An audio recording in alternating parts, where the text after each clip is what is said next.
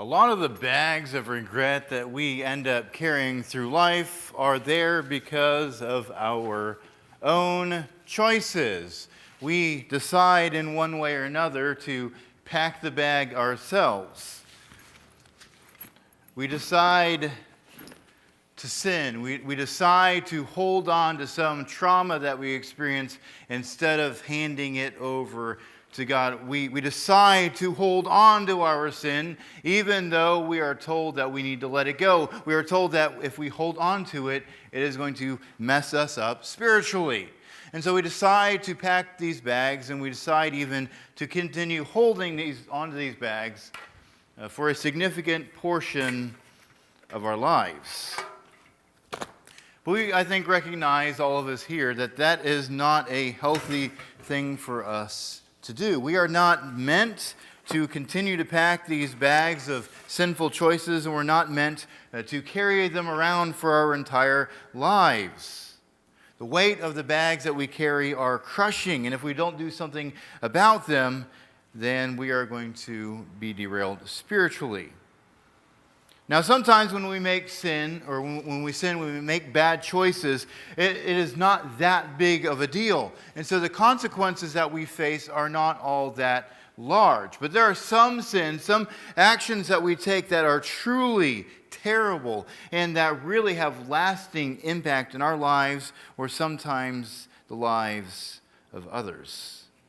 Now, as you know, we are looking at the story of Joseph. We are looking at the story from the angle that there are many people involved with the story who are carrying around baggage. They have what-ifs, they have regrets, they have bad choices that they have made, or they have situations that are put upon them, and there is a lot of regret, a lot of questioning, a lot of trying to figure out why in the world is all of this happening. There are many people who accumulate baggage of trauma, sin, and guilt. And today we're going to be focusing on Reuben, who was Joseph's older brother. And he's going to kind of symbolize for us the accumulation of baggage of sin, or a baggage that is a direct result of choices that we make.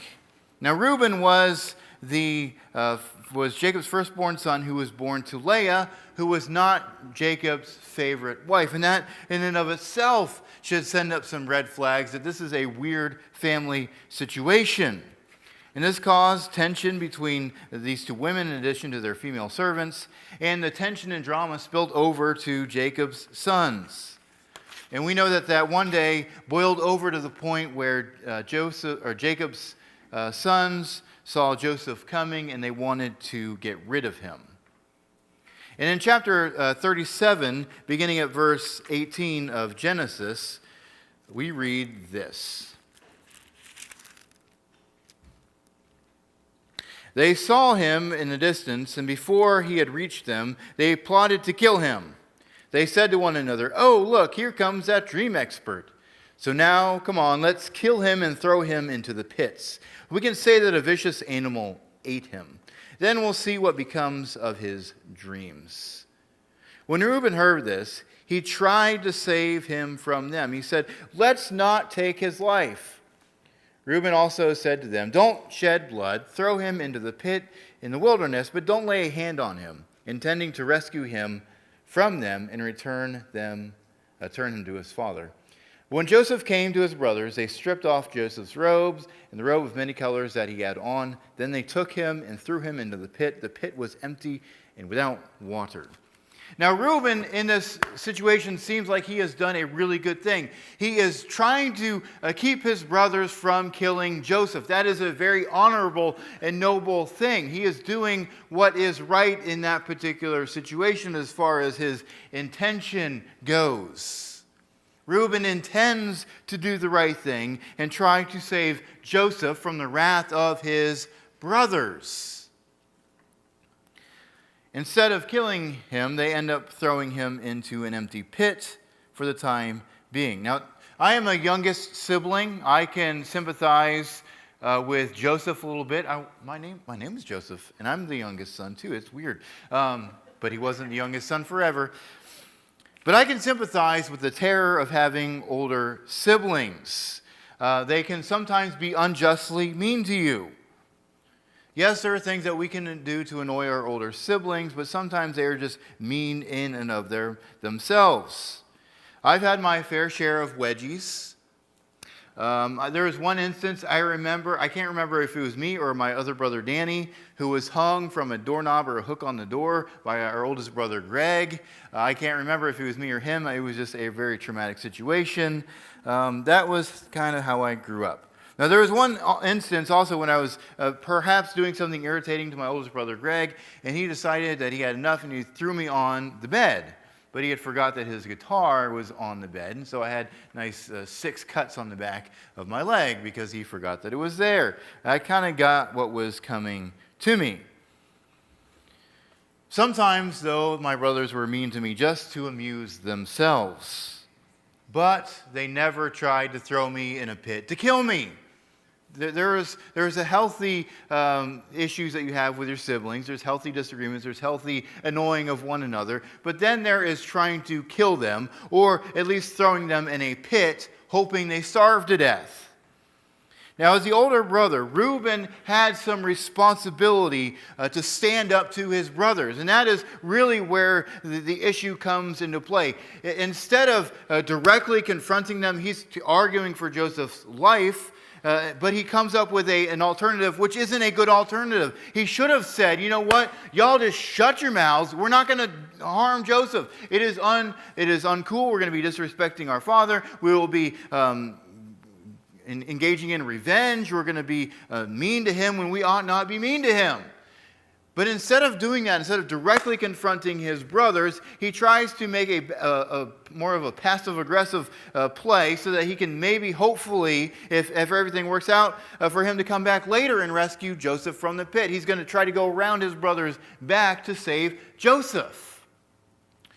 So he wasn't, the problem with Reuben is that he wasn't standing up to his brothers. He wasn't taking the responsibility that as the older brother he had. And being the older brother probably had more considerable means, maybe more servants, maybe more wealth. He could have done something to interject himself into the situation.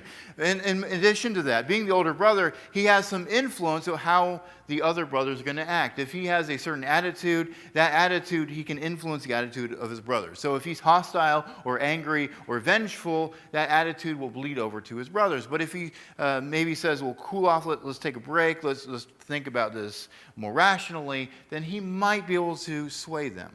Now, we know adults are adults, and adults make their own choices. And so maybe there was nothing that Reuben can do. If only. We really don't know, but he doesn't even try. So his big sin is not doing what he knew that he was supposed to do. He did less, and he was more acting in a passive-aggressive, plotting around the background, rather than being direct and standing up against his brothers. But then, even after this, Reuben makes another huge mistake. As he and his brothers return home to their father, they bring the cloak that is now soaked in blood, and they all let Jacob believe that Joseph was ripped to shreds by a wild animal. Reuben says nothing. He is silent about the fact of what really happened. As the older brother, he would have had the responsibility to ensure everything was going okay. So he did not protect Joseph. He didn't keep his brothers in check. And so things really would have looked bad on him in front of his father Jacob had the truth come out. So instead of telling Jacob the truth, he lets his father believe a lie. And his father is devastated by what happens. And for years and years and years, he is in deep mourning because of what he thinks happens to Joseph.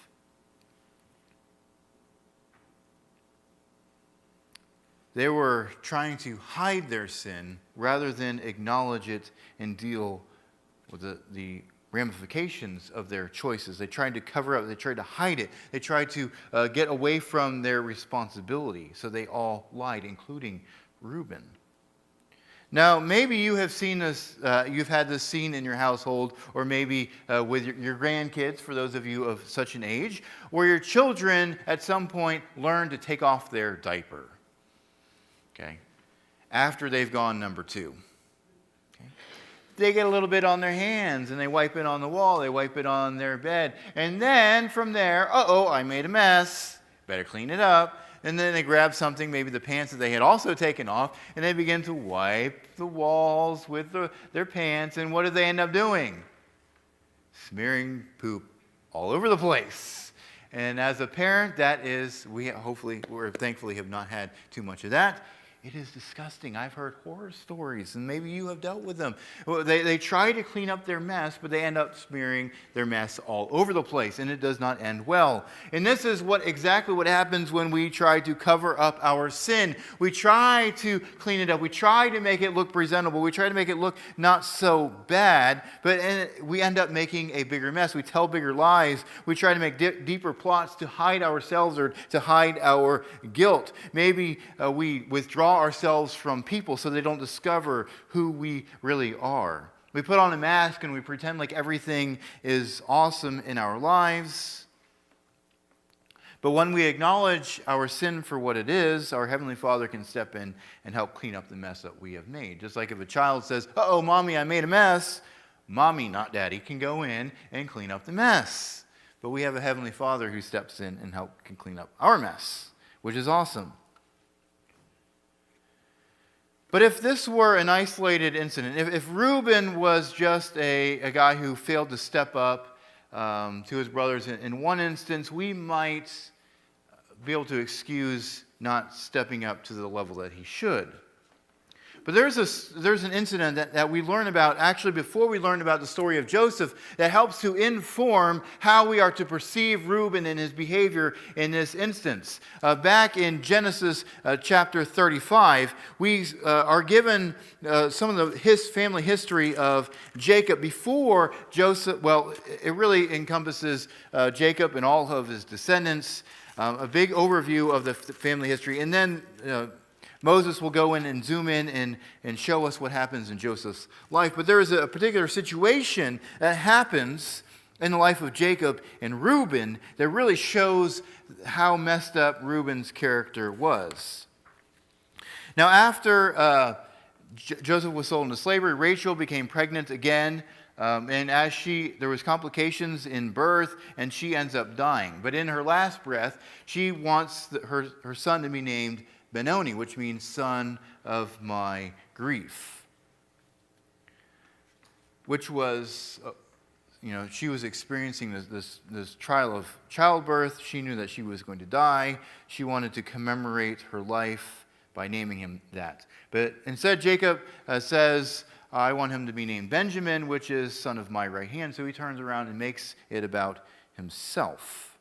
Actually, Benoni means son of my sorrow, not son of my grief. Well, synonyms. But after Rachel dies, Jacob buries her, and then they move on to a different location. Jacob picks up stakes, and he sets out for somewhere else. Sometimes you have to distance yourself from the trauma and the grief. You have to go somewhere else so you're not reminded of those memories. And then in chapter 35, verse 22, we read this. While Israel, or Jacob, was living in that region, Reuben went in and slept with his father's concubine Bilhah, and Israel heard about it. Bilhah was a servant of Rachel. She had borne 2 sons to Jacob. So this is obviously a very messed up family situation. Now, we don't know why Reuben went in and did what stupid thing that he did. But what is crazy about this is when Jacob hears about what he has done, he does nothing about it. It just says that he hears about it. There's no immediate ramifications for Reuben's sin. There's no lecture. There's no punching him in the face. There's no chopping off his head for what he has done. I mean, he has terribly dishonored his father, Reuben's own wife and children. I mean, this is a huge, terrible situation, and there are no immediate consequences. Jacob just lets it happen and does not do anything about it. How messed up can it be?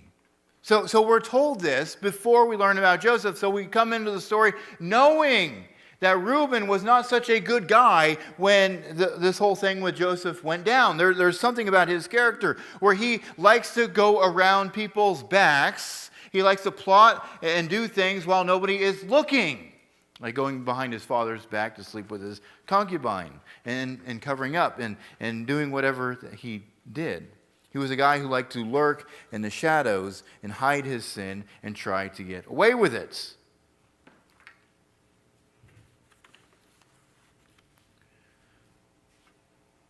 So later on in the story, so Reuben was not a guy of high class, high character. There are some moral failings. Judah, his brother, also had some terrible sin problems as well. Of course, they learned some of this from their father. So there's a lot of problems in this family with sin, with learning sin, with practicing sin. And if we don't acknowledge our sin and ultimately and turn away from it, eventually it is going to surface. We can try to hide it. Reuben can try to hide his sin with Bilhah. He can try to pretend like everything is okay with him and Joseph, like he had no role to play in it. But eventually our sin and the guilt of our sin is going to surface. And that's exactly what happens to Joseph's brothers. They go to Egypt to buy grain. They encounter this Egyptian official that they don't know that there is their brother, and they are trying to buy grain from him. Joseph, as they come to him, begins to test his brothers and see if they have changed their hearts and repented of their mistakes. And so in order to kind of flesh out the situation, he accuses them of being spies and he detains them for several days. And in chapter 42, beginning at verse 18,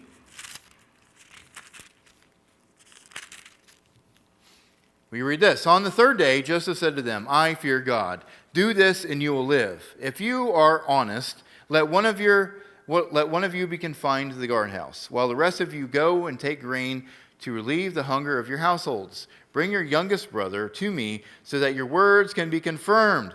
Then you won't die. And they consented to this. Then they said to each other, obviously we are being punished for what we did to our brother. We saw his deep distress when he pleaded with us, but we would not listen. That is why this trouble has come on us. But Reuben replied, didn't I tell you not to harm the boy? But you wouldn't listen. Now we must account for his blood. This happened more than 20 years later, after they had sold Joseph into slavery. Now, the first thing that comes to mind when they are going through this trouble, this difficulty, is the fact that they had sold Joseph into slavery so many years before. They had not forgotten what they had done. Now, sure, there has been some times in their lives when they're probably going through the rituals of life where their sin maybe had faded to the background, that maybe they had forgotten about it for a time. But anytime they saw their father, anytime they thought about Rachel, anytime that they had thought about their family, no doubt they would have remembered what they had done to Joseph. And so immediately their guilt comes to the surface 20 years later. And you notice here, Reuben is trying to justify himself. He's trying to make himself out to be the good guy. Look, I told you guys, but I didn't do anything about it. And any time, usually in a situation when somebody is trying to place blame on somebody else, there is a level of guilt that they have about themselves that they are trying to pawn off on somebody else. They're trying to justify or rationalize their own sin and their own guilt and push the blame on somebody else. They're projecting their guilt and they're trying to give somebody else a responsibility for what they have done. But we know that he was wrong. We know his character was in the wrong place. We know that he did not do what he was supposed to do. And we know that he certainly lied to his father. Bless you. Now, if we don't admit our sin and we seek God's forgiveness, it is going to eat away at us. That is the nature of sin. Now, in our world today, what is crazy is that we are trying to remove the feeling of guilt from everything that we traditionally call sin. They're trying to relabel things not sins, but addictions or mental disorders or this, that, and the other. We're trying to put blame on everybody else. You're in counseling session, and everything that's wrong with you is because of the choices that your parents made or the way that you were raised. That sin that you did yesterday, it's not your fault. It's because of what happened to you in the past. Or there are certain things that we are today, used to be classified as sin, is now celebrated as a moral good. But in many different ways, we're trying to remove the moral component of our choices so that we can remove the guilt associated with it. But we know that we cannot do that. That there is going to be guilt. There is a God who convicts us of our sin and wrongdoing. And when we sin, we know it in our hearts. We can try to remove it. We can try to rationalize it. We can try to divorce our actions from religion or morality. But eventually, we know that we are going to feel a sense of guilt for that. And if we don't deal with it, it is going to weigh us down for the rest of our lives. And we see that happening with Reuben and the rest of the brothers, that they are ridden with guilt because of what they had done to Joseph. Now, after this, Joseph continues to test his brothers, and he demands that they bring Benjamin to Egypt as a test that they are not spies. And so Simeon stays in prison as collateral. And the brothers, they go home and they try to tell Jacob to let them bring Benjamin to Egypt. But Jacob was he had suffered enough loss with Joseph. Now his son Simeon was now in prison in Egypt. His wife Rachel was gone. He had suffered enough loss. There was no way that he was going to risk sending Benjamin to go. But then Reuben steps up. In chapter 45 or 44, I think, I did not put the chapter reference in my notes. I just copied and pasted the verse.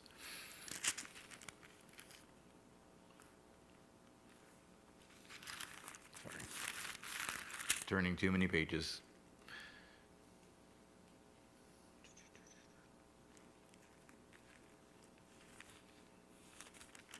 Sorry, I'm trying to find the reference in the Bible, but anyhow, at one point, Reuben asserts himself, and he says, Reuben said to his father, "You can kill my 2 sons if I don't bring him back to you. Put him in my care, and I will return him to you." Okay, 42:37. Thank you. So Reuben, we see that he is stepping up and taking responsibility for Benjamin, that he is willing to offer up his 2 sons as collateral, even that they should die if something happens to Benjamin. And now, of course, offering his sons to die is a little bit extreme, but what we see in Reuben is that he is willing to do what is right and to protect Benjamin and to help release his brother Simeon from jail, even if it costs him everything. He is willing to sacrifice everything so that he can do what is right. So we see this guy who was kind of meek, he was kind of a backstabber, he worked in the shadows, and here we see that he has grown a backbone and he is willing to do what is right, even when it might cost him a whole lot in this world.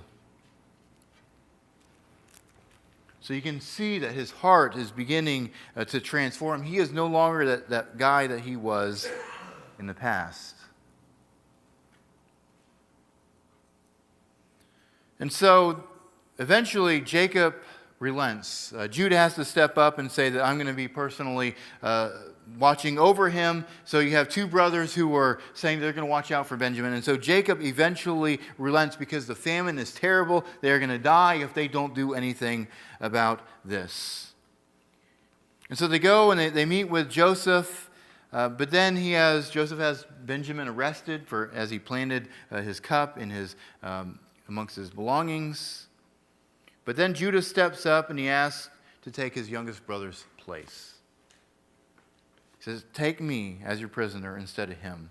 And he talks about everything that his father has gone through with his youngest son being taken from him. He mentions that he had told his father that he would be personally responsible.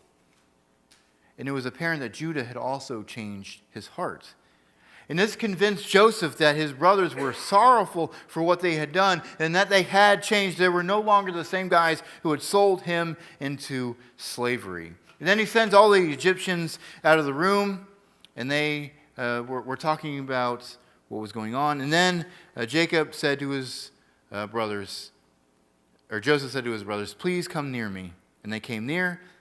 "I am Joseph." Uh-oh. He said, "The one you sold into slavery into Egypt. Now don't be grieved or angry with yourselves for selling me here, because God sent me ahead of you to preserve life." So instead of offering their heads for what they had done to him, Joseph offers forgiveness. He says, don't worry about what you have done. Let go of the guilt. Let go of the shame. What you meant for something bad, God used for something good. They were not worthy of this forgiveness, and yet Joseph gives it. And when they had done something truly terrible to him, they wanted to kill him, but they threw him into a pit. They sold him into slavery. They got rid of him from their family. Justice demands that something happen to his brothers, but justice is not what was given in that situation. He forgave, he restored a broken relationship. He set aside the need for justice and a desire for revenge. Now we can, we can sympathize with the need for justice. We want the bad guy to get what is coming to him. We want those who are guilty to be punished. In the early 1990s, there was a movie release called Patriot Games, starring Harrison Ford, before he got super ancient. It was loosely based off of Tom Clancy's novel by the same name. In the movie, Jack Ryan, who is Ford's character, is trying to track down some terrorists, especially one guy who had hurt his family. And when he finally gets to the terrorist, he so badly wants to kill him, but he is talked out of doing so. Now, that's if you read the book or if you watch the original version of the movie. When they showed the movie to a pilot audience of Americans, they did not like the ending. They did not like that the bad guy lived and was arrested and put in jail. And so they changed the movie so that Jack Ryan would end up killing the guy by impaling him on an anchor.